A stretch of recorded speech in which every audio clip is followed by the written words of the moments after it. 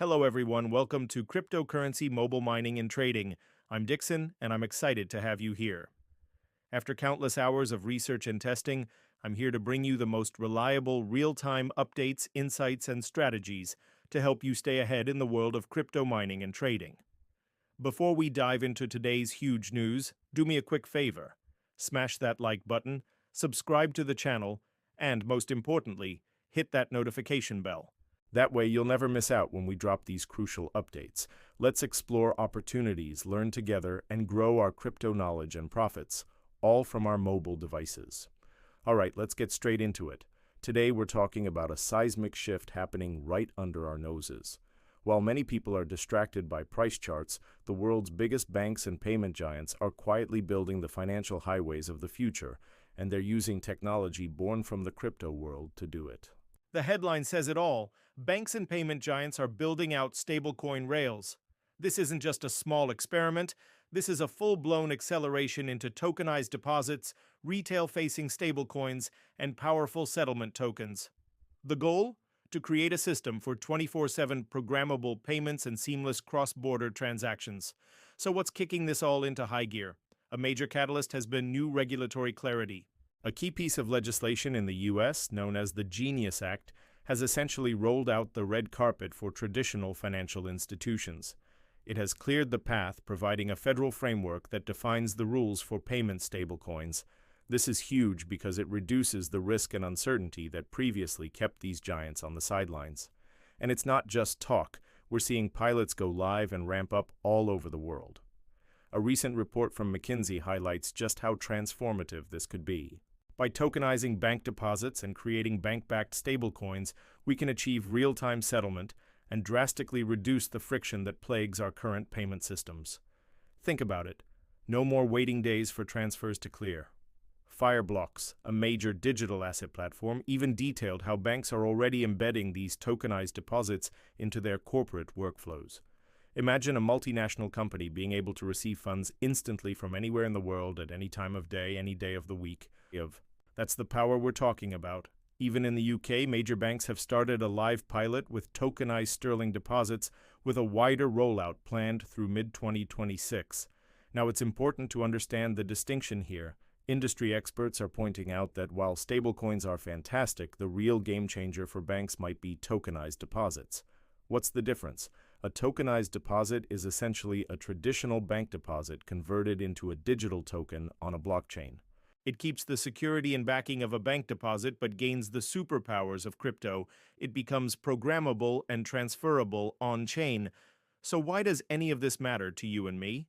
First, this is a massive innovation for payment networks. We're talking about near-instant settlement, 24/7 availability, and programmable money. You could code a payment to only be released when certain conditions are met automatically. This makes legacy systems like SWIFT and traditional card networks look ancient. For banks, this isn't a choice. It's a strategic imperative to stay relevant. Second, this is the ultimate institutional embrace of crypto infrastructure. The line between traditional finance, or TradFi, and the crypto world is blurring into non-existence. These new rails will likely become the backbone for everything from corporate treasury management to merchant payments and global trade. Third, the regulatory tailwinds are undeniable.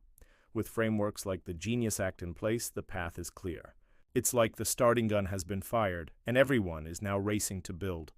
And finally, it's about competitive pressure. For years, fintech startups and big tech companies have been pushing the boundaries with digital assets. Banks can no longer afford to sit back and watch.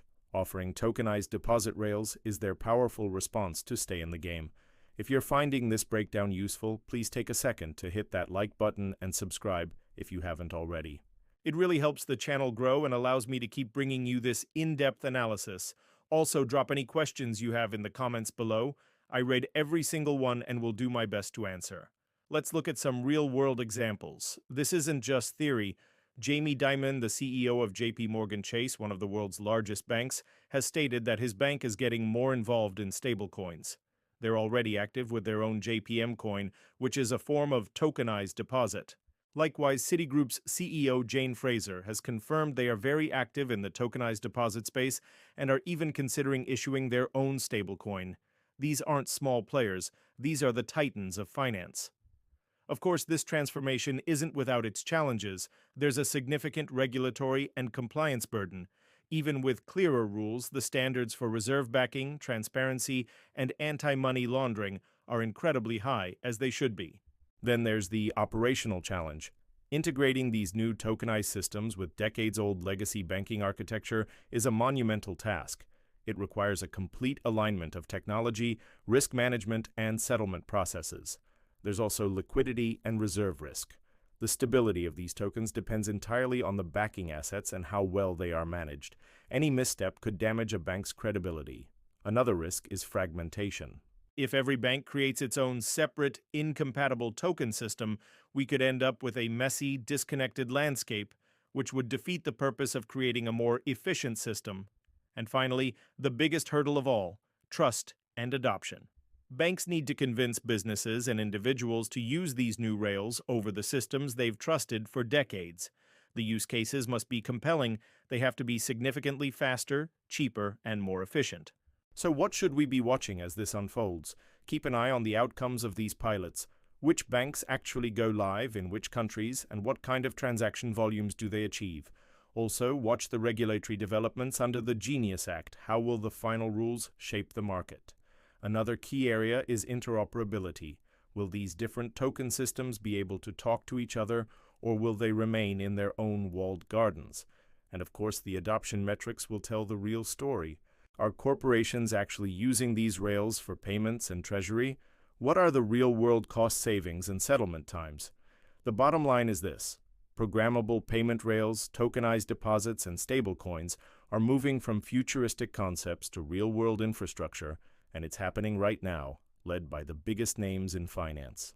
The rails of the future are being laid as we speak. For financial institutions, the message is clear. Adapt or be left behind as money becomes instant, programmable, and native to the blockchain.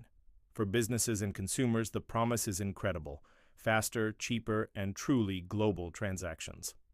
The journey will be complex with challenges in regulation, integration, and standardization, but there's no doubt about the direction of travel. This is the next phase of payment innovation. Thank you so much for joining me today. I hope this deep dive gave you a clear picture of this incredible financial revolution.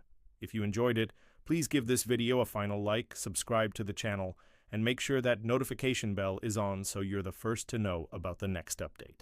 Again, my name is Dixon. Feel free to leave your thoughts and questions in the comments, and I'll catch you in the next video.